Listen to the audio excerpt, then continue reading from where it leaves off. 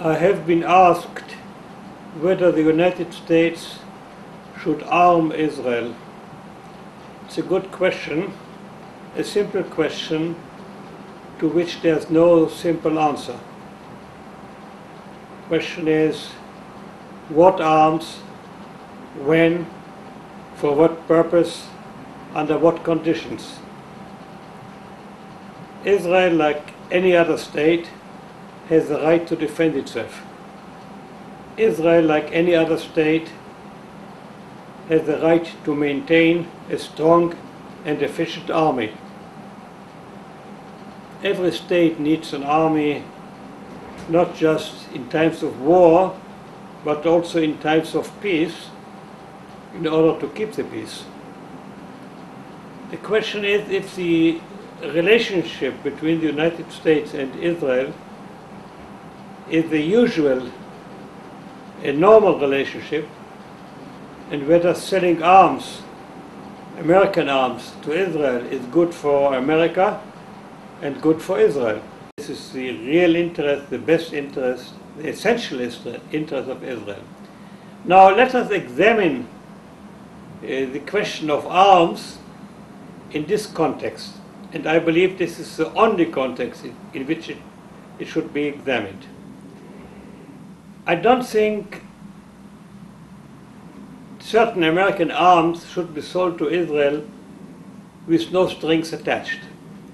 I think that Israel and the United States should work out a framework of policy within which such arms should be delivered.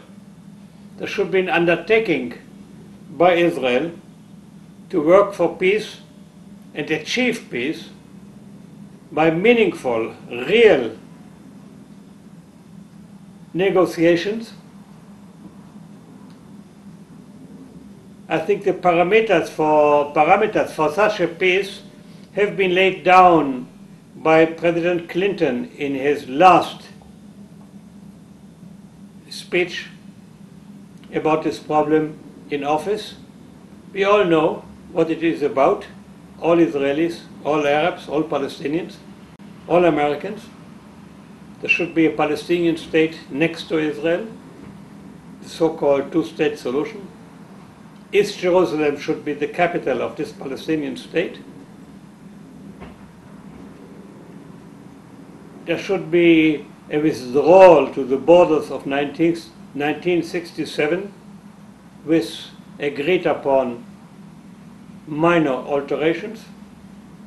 There should be a sensible, reasonable solution to the refugee problem, agreed upon by Israel and the Palestinians. These are the conditions. They lay on the table. Everybody knows what they are. I think American arms to Israel should be conditioned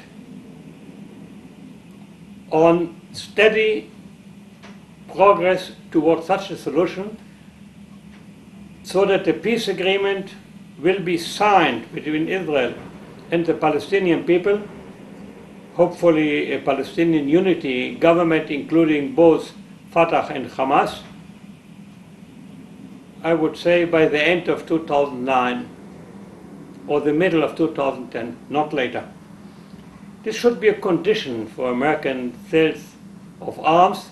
I think this would be in the best interest of America and Israel. Then there is, of course, the question of certain types of arms. In the last war, the Gaza war, to which I objected, which I opposed with all my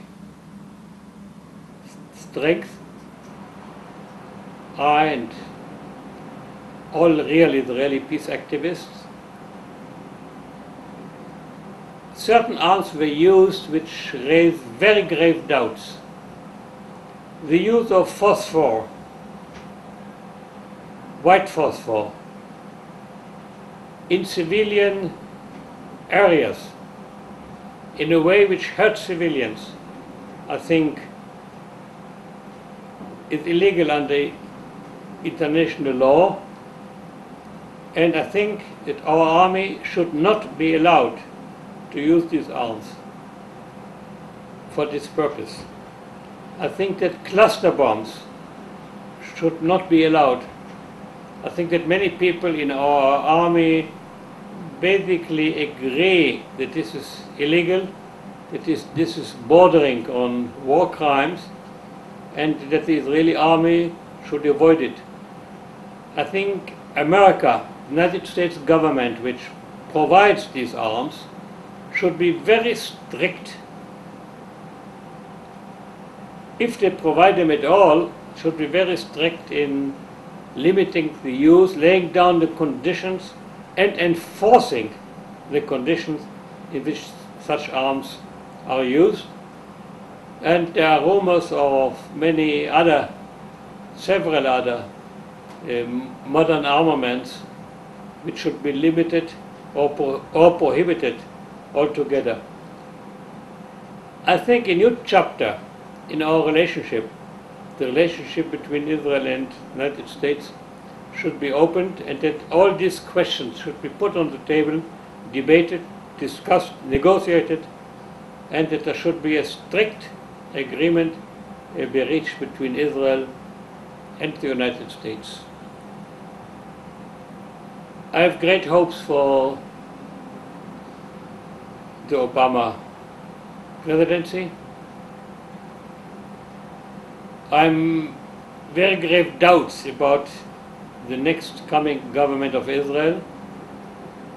I think it's an unfortunate circumstance that while America has moved to the left, the Israeli political scene has moved to the right. This needs an even more strict American observance of the use of arms and of the political process. I would like to add, I am an Israeli. I consider myself an Israeli patriot. It's the best interest of Israel which I have at my heart when I say these words.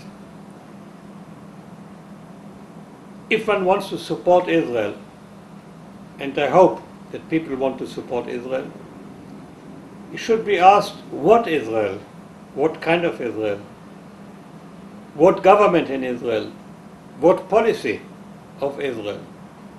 And what my friends and I hope for, that the new American administration will clearly define what Israeli policies they support, what kind of Israel they support, and if they support the kind of Israel which we love and which we have in our mind, I shall be more than grateful. Thank you.